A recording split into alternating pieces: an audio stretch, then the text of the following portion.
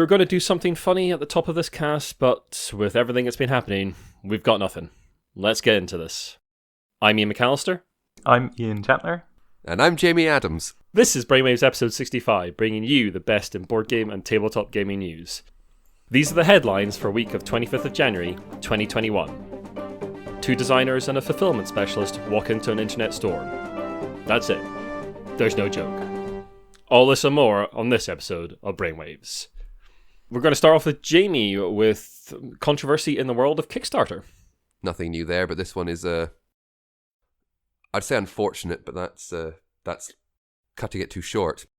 A Kickstarter for the board game Pingyao, First Chinese Banks, came under fire last week for a video of a content creator that had been used on the page. The video depicted the reviewer in yellowface, with Fu Manchu-style facial hair, squinted eyes, and a symbol on his head. The company running the Kickstarter, on behalf of the developer, has apologised profusely for not vetting the video properly, and it was promptly taken down. Now, possibly as a result of this, there was a lot of discussion, and this led to Daniele Tascini, designer of well-regarded Euro games such as Tzolk'in, Teotihuacan, and The Voyages of Marco Polo, has revealed to hold some, shall we say, controversial opinions. Now, this was first brought to worldwide attention by Efka from No Pun Included. In responding to a Facebook thread about racial stereotypes in fantasy settings, and possibly as a result of the Pingyao pictures, Tascini effectively claimed not to see colour and admitted to frequently calling his black friends the N-word. Now, Tascini has some form in defending his games, having previously dismissed concerns about his game Tzolk'in the Mayan Calendar, mixing up aspects of Aztec and Mayan culture. An interview with Italian site Rolling Dice on the 15th of January makes for an interesting read, addressing problems that Tascini has with the push for inclusivity in the board game world, which we invite you to look at, and it will be in the show notes. The current publisher of a lot of Tascini's games, Board, Deck and Dice, were quick to respond, issuing a statement on the 17th of January saying that they absolutely did not agree with Tascini's point of view, and that although they'd contractual obligations to publish games currently licensed with them, they would not be commissioning any future work from the designer. Hansim Gluck are also dropping Tascini and are making a sizable donation to charity. Their statement reads, "Any and all revenues," and that is revenues, not profit, "which Hansim Gluck will be receiving for the series will now be donated to one or more organisations that focus on the topic of racism. It is understood that they will continue publishing games until their contractual obligations with Tascini run out." Ian. It goes on. It continues. Tascini is not the only designer who's recently suffered from foot and mouth disease. Phil Eklund, another well-regarded designer responsible for High Frontier, PAX Pamir, PAX Renaissance, among other games, has recently posted that he believed COVID should not have been classified as a pandemic, and that voluntary measures were as effective as government-mandated lockdowns and restrictions.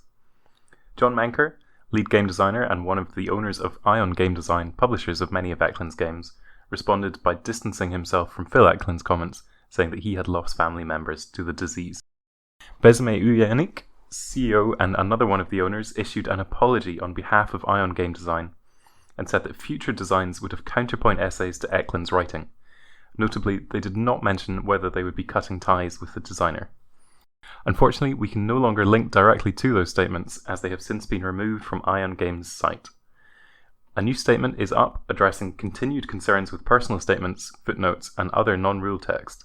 This statement goes on to say, "Rulebooks and living rules will not contain non-rule text, only game rules or factual footnotes.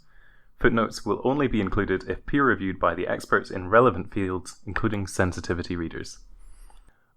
Rumour is that lawyers involved behind the scenes now, and a recent statement by Eklund on a Discord server would seem to back this up. In this statement, he said, "I have it in writing from the CEO, Bezme Uyanik, that there will be zero pressure upon my employment, my work, and my intellectual property, and my games will be produced under the same standards of excellence as they have been for 40 years. He goes on to take sole responsibility for the opinions in the pieces he has previously written, and bemoans the use of what he calls cancel culture tactics. Eklund has recently updated the statement to strike a more conciliatory tone. We will link to both in the show notes. Heavy Cardboard also released a statement saying, and we are paraphrasing, that they have commitments to cover some of Ion Game Design's products, and that they are planning to honour those commitments. That they disagree completely with the recent statements by Phil Eklund and his previous writings, and that their future relationship with Ion Game Design will depend very much on how they handle this. They finish by saying, I believe in learning from past mistakes and giving the opportunity to learn and grow, so that's what I have chosen to do. I understand that not everyone is going to agree with me on this, and that's okay. I can understand and appreciate that. But if we do not give others a chance at redemption when they have shown a willingness and eagerness to do so, then we eliminate the opportunity to seek that when we ourselves make mistakes. And that's it. Racism week finished. Or not quite. Over to Ian McAllister. Indeed, but wait, there's more, isn't it? During the Phil Eklund controversies, a thread popped up on the Heavy Cardboard Facebook page. This involved Phil Eklund musing about cancel culture once again and wondering what unspecified cross I'm being crucified on. We're quoting directly from what he said. An exchange happened between Jessica Cassidy, who is marketing manager for Ion Game Design, and Eklund, where she ended up asking him to stop pushing her for a reply when she was busy and taking issue with the way she was being spoken to. At this point, in steps our newest hero, Jeff DeBoer. Jeff DeBoer is owner of Fun Again Games, a fulfillment company and board game shop in the States. Jeff admonished Jessica for, and we quote, speaking to the legendary Phil Eklund that way, had a go at her about living with a man out of wedlock, which he said was a joke, and also at having a large family. On top of this, he told her to lighten up and asked if COVID got your goat or something. The response to this from the board game community has been swift and potentially disastrous for a fulfillment specialist like Fun Again Games. Several prominent individuals and companies have said they will not be using Fun Again services ever again. To date, the ones we know about include Rodney Smith of Watch It Played, Parallel Games, Wehrlegig Games, and Braincrack Games in the UK. We'll link to all those in the show notes.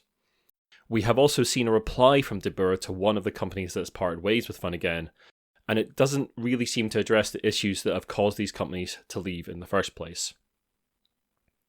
Fun Again Games did release a brief statement on Twitter that read, "At Fun Again Games, we condemn discrimination of any kind, be that based upon age, culture, gender identity, gender expression, social status, sexual orientation, religion, race, educational level, disability, mental health, ethnicity, or physical appearance." Some eagle-eyed people noticed that this was almost identical to part of the statement released from Ion Game Design, though these are now taken down. You can read into that what you will. DeBoer himself replied to comments on Facebook distancing himself from Eklund, saying that he had been doing some soul-searching and now understood the criticism of Phil Eklund. Notably, this statement does not defend his criticism of Jessica Cassidy. As of the 21st of this month, Fun Again Games posted a statement on Twitter stating that Jeff DeBoer is stepping down from his position as CEO at the request of the Fun Again employees and relinquishing direct management of operations, client relations, and social media accounts effective immediately. There has been no clarification from Fun Again on how this affects DeBoer's ownership of Fun Again Games. Of course, we'll link to that statement in the show notes as well. So, it's been a pretty horrible last sort of week in the world of tabletop gaming. I've noticed that usually we talk about each piece afterwards. We make some comment and talk about it. We wanted to talk about all this controversy at once because it's all fairly closely related. And now we're going to talk about what we think about the whole situation. Who wants to go first? Sure. So, notably, Phil Eklund is not receiving this furore over just his COVID post in which he said it's not technically a pandemic. This inspired a couple of people on Twitter to post about the footnotes in Phil Eklund's games, which are a lot worse than most of us had suspected. I previously avoided his games just because I've heard he's a bit of your usual American extreme libertarian who has very strange views about economics and people. However, these Twitter threads really brought to light that the footnotes and historical accuracy and the essays that he publishes in his games are pretty horrendous, including one called, and I kid you not, In Defense of British Colonialism.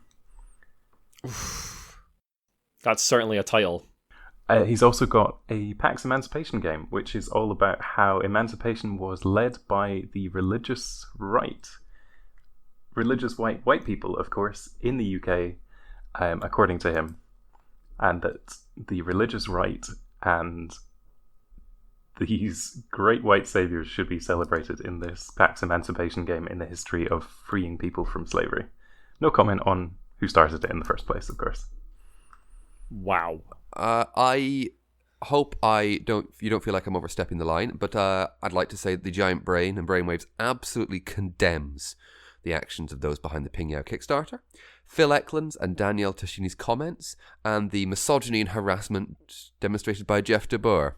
I'm just being quite simple there. 100%. Absolutely. Now, there's an interesting thing with Eklund, because if he's a libertarian, he believes in the free market. And if the free market responds by not wanting to sell your games anymore because your views are abhorrent, welcome to the free market. That's exactly how it's meant to work. One of the other things I'd like to talk about with Eklund is that he mentions the term cancel culture in one of his posts, and I think that's an interesting thing to talk about. It gives us license to do so. Cancel culture is effectively a construct of right-leaning politics. It's the idea that you are being silenced because you're being silenced because people don't want to listen to you. And often these people are doing it from massive platforms, newspapers, the floor of the Senate, and various other political sort of pulpits across the world. They think they're being silenced when actually they've got massive megaphones talking about their views. What is actually happening here is you're not being cancelled just because of who you are. You're being cancelled because your views are abhorrent and people don't want to listen to them. There was a Senator Hawley, who was one of the senators who voted against the legitimate democratic votes of the American people in the recent Biden confirmations, had a book deal with Simon & Schuster. And Simon & Schuster cancelled that contract, and he immediately started posting about cancel culture and First Amendment rights and that kind of thing. For a start, First Amendment rights don't protect you against companies, protect you against the government. And Simon & Schuster's contracts have a morality clause like a lot of publishing contracts, and they chose to exercise it. Welcome to the free market. They didn't want to be associated with you or anything you had to say. And this is exactly what's happening to Tascini and Eklund and DeBoer right now. Tabletop gaming culture and community are going, ugh. What? You believe what? Well, we don't want to have anything to do with you anymore.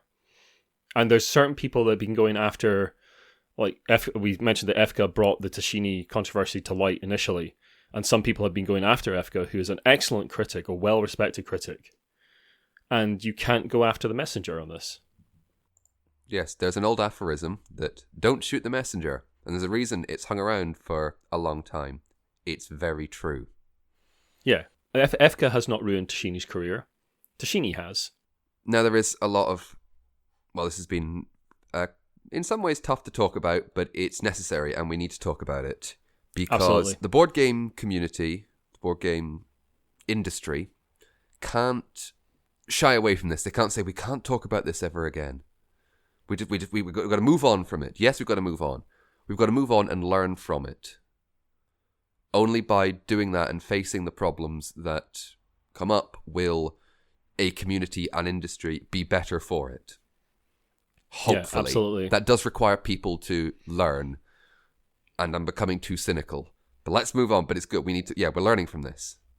Yeah, we'll of course be updating this piece very likely over the next month or so. It's extremely likely that more bits and pieces are going to come out over the next little while. We'll be updating this piece. And if you know of anything and you want to talk to us anonymously or not, if you want to be quoted in pieces, please get in touch with anything you know, and we can update this piece as events develop. Again, as Jamie says, thanks very much for sticking with us for a very hard top of the cast. Let's get on to something a little less serious.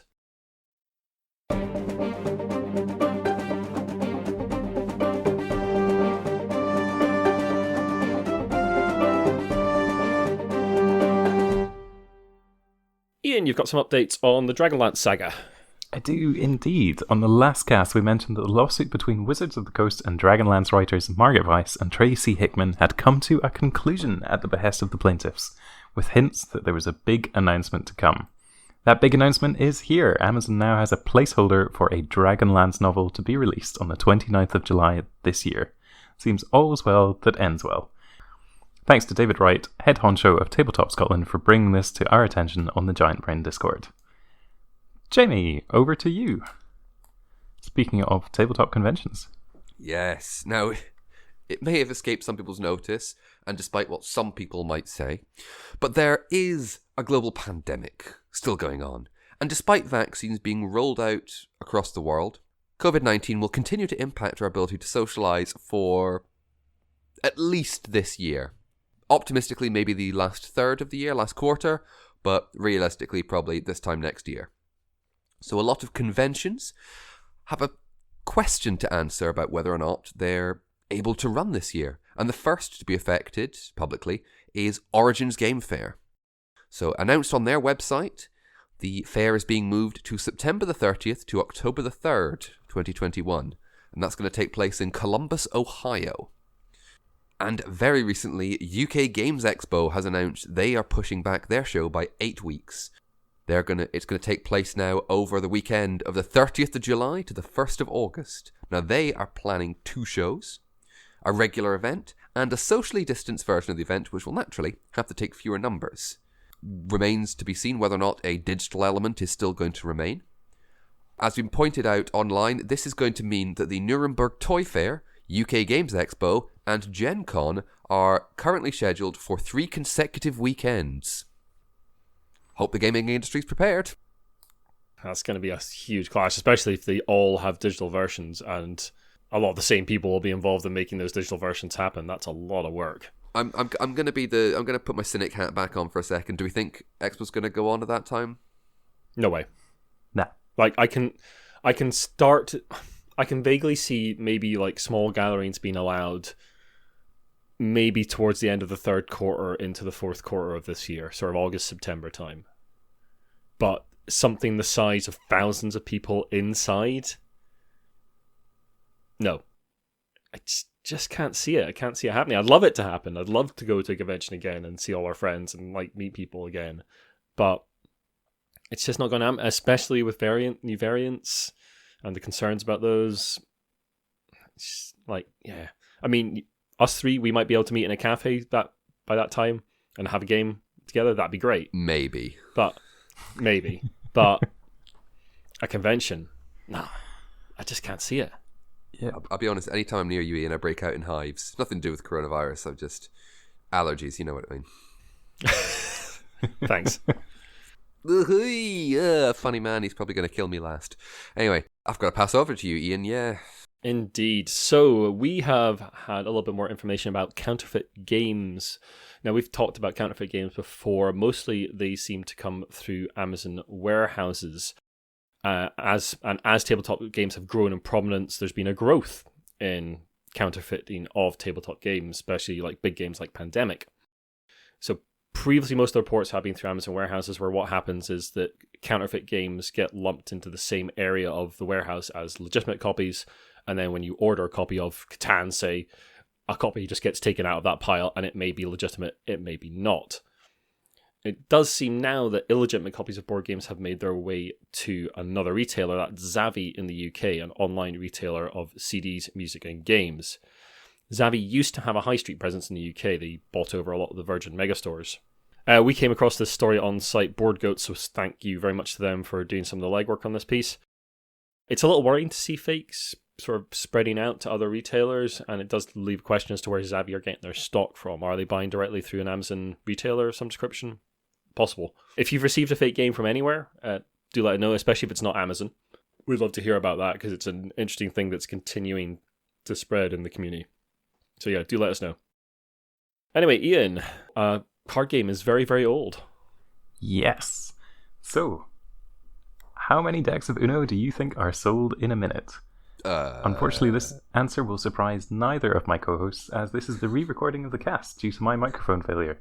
The answer is 17 every minute. I was still gonna do the I don't know, I'm gonna guess. Very honourable of you, Jamie. Never show them how the sausage is made, Ian. It is the 50th anniversary of one of the most recognisable card names in the entire world.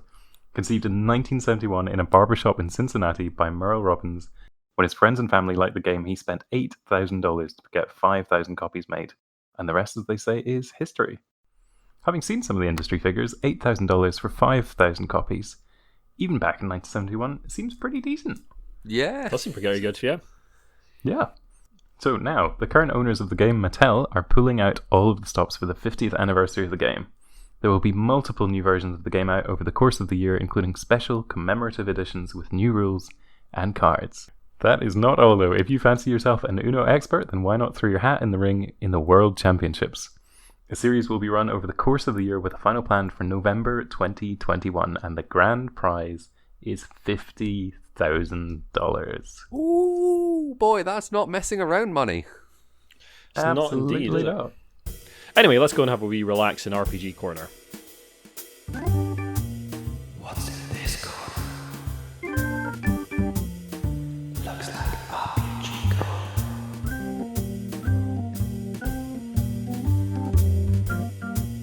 Books and rules. All the latest RPG news. RPG corner. Anyway, Jamie, as our resident scout expert, I believe you've got some news.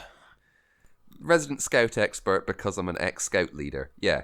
Now, the Scout Association will be 114 years old this year, and they've been doing excellent work throughout the pandemic in engaging their various sections and keeping them going.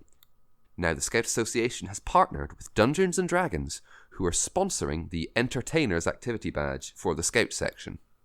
Now, as well as putting their name on the badge, D&D is also providing 5th edition starter sets for Scout groups. They are available as either PDFs or physical copies from the online Scout store. There's also some activity ideas on the Scout website to engage members of the unit, including collaboratively coming up with a character, collaboratively coming up with a world or a setting, and going on some very simple adventures together. Now, if you're a Scout leader or a parent who has children in the Scouts, it might be worth checking it out. I think this is awesome. Nope, nothing to say about that, boys? Okay. Awesome. Covers it. Yep. Covered.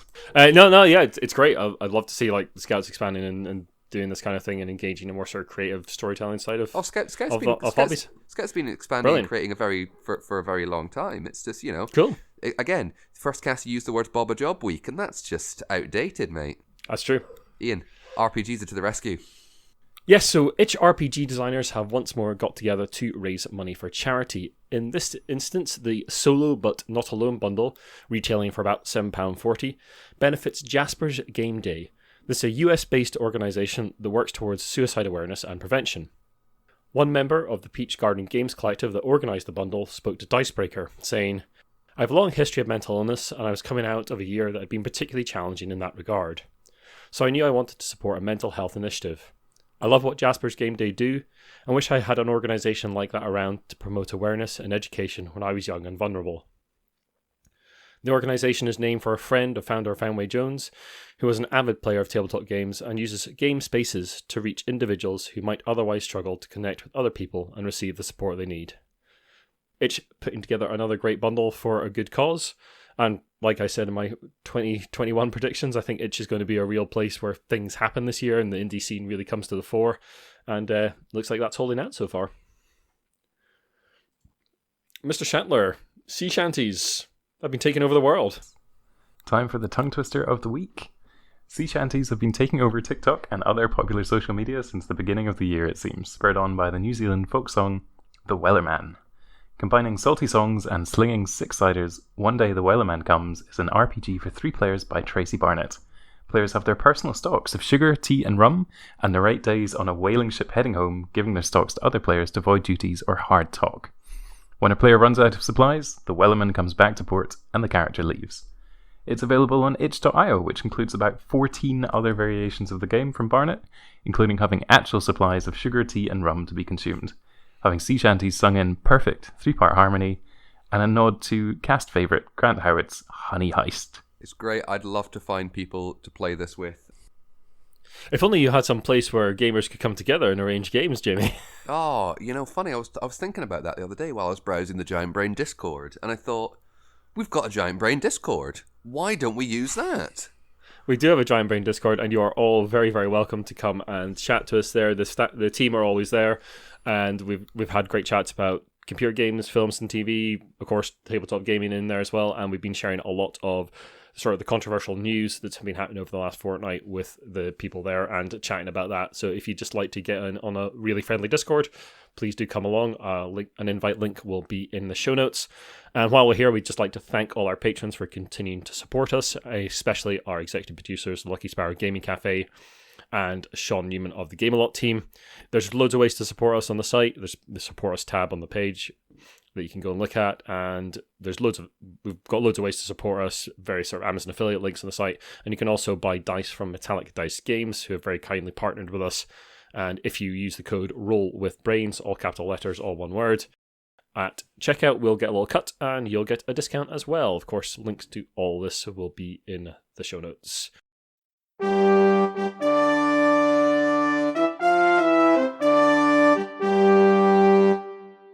Anyway, guys, it's been a hard cast, so let's get out of here.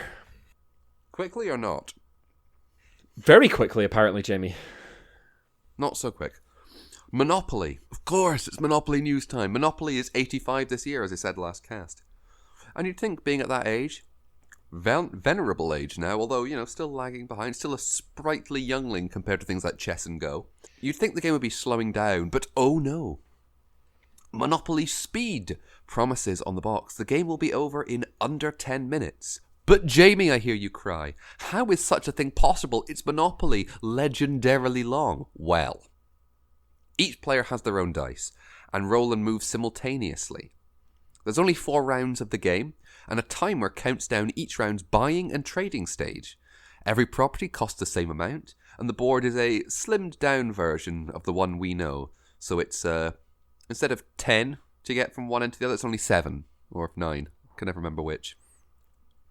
But free parking has been replaced with another Go space, and getting out of jail is as simple as just getting out of jail free. You don't pay anything to get out of jail. But I was thinking about this, and got the idea of speed variations of games. The pace of the game just upped a little bit to provide a bit of tension. In a similar way in that popular video game Among Us, there's a hide and seek variant, which the game suddenly becomes a lot faster and more tense. Do you guys have any speed variations of games that you've thought up or know of? I mean, I can lead if you want. I tend to put a little timer on scroll because that can drag a little bit sometimes, especially as in my group you have an actual artist in the group. Oh, that's just cheating. That is. It is cheating. I'd say I play Drawphone and it has 30 seconds or 60 seconds, and 30 seconds on Drawphone means you get some absolute garbage. That is hilarious. I'd love to try I think we set it. I think we set it to 60 seconds. I think that was just about right. The one I'll throw into the ring is Speed King of Tokyo, which is King of Tokyo, game I love very, very much. But you only have about 15 seconds to do your turn, and that is all dice rolling, all card buying, anything. And it's about upping the pace, not necessarily making it faster like you want to get it over with quicker, but it's making those choices quicker and keeping that tension going, because, it's an interesting, fun variant, and I would recommend trying it. Yeah, our friends over at the Smart Party who run an RPG podcast would say there's never such thing as too little pace in an RPG scenario, and I kind of agree with them. It's not about speed; it's about keeping that pace, keeping it going, keeping things happening all the time, which I think is a little under talked about in board game design. Yeah. Speaking of which, I still have vengeance on my do I throw this out or do I keep it or sell it pile after I bought it in September 2019. And have still yet to play it. It's a real-time dice rolling game, and it looks great. I've played a couple of real-time dice rollers. I'm not entirely sure they always work. Maybe. I think it depends. Willing to give it a shot? Yep. I'd be up anyway, for it at some point. Jamie, talking about games that are legendarily long. Yes. From the online news site Deadline comes this little interesting tidbit. Entertainment One, or E1, which is an entertainment company owned by Hasbro, that's important, has signed a deal with Bo Willimon, who is the creator of the Netflix series House of Cards, to head up development of a TV show based on, that's right, you all guessed it, Risk. With his production company Westward now, Willimon is described as an avid fan of Risk. which would be interesting. E1 is also working on filmic adaptations of Monopoly, which we mentioned all the way back in episode 21, which is apparently going to involve Kevin Hart. There's also plans for a filmic adaptation or reworking of Clue/Cluedo, to which my initial response is, no, leave the original as it is. It's great. It is. It's very, very good. We Ian, talked about that in a it. previous cast. No, Yeah. it is. I'll always talk about Cluedo. I'll call it Cluedo. I know it's Clue. But yeah, how would you do the Risk TV show, guys? And you can't say I wouldn't. I would film it incredibly intricately, Game of Thrones style. You have leaders, you have everything, and then the writers, in the writer's room itself, they just play a big game of Risk, and they have to write the show to what happens in the dice rolls. Oh, they should make it. They should play Risk Legacy. Yes, there you go. Show sorted. Yeah. Show is written through a game of Risk Legacy. There you go. Yep. Oh dear. Done. Indeed. Hire us, Hollywood. Yeah, We'll do better than the Game of Thrones. I'm gonna throw in. I'm throwing a lot of hats into the ring, and I don't know how many rings I've got now, but I'm gonna throw a little. I'm gonna steal a little bit from Eddie Izzard's one of Eddie Izzard's comedy routines, in which she talks about how to win Risk, and it's stay in Australasia and build up and build up and build up, because you can't. It's a funnel. It's a choke point. You just build up your troops there and then move in, because you can't take Asia. 7 extra men at the beginning of every go, but you can't hold it. Indeed. Never fight a land war in Asia. Exactly. The classic blunder. Famous. Or an imaginary land war in Asia, apparently. Yeah. Anyway, thank you very much for listening, everyone. If you like what you've listened to, then the best way to help us out is to share the podcast and drop us a review and rating on iTunes. You can also follow us on Twitter, Instagram, and Facebook. Our website is thegiantbrain.co.uk. You can email us about anything in the show at giantbrainuk@gmail.com. And as we mentioned earlier in the cast, we now have a Discord, and we'd love to welcome you in there and chat about games and play them with you. So we hope to see you there. For now, goodbye. Bye. Goodbye. Ooh, bye.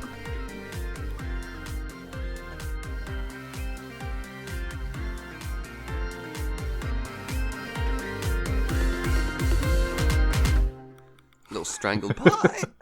Definitely keep that. Bye.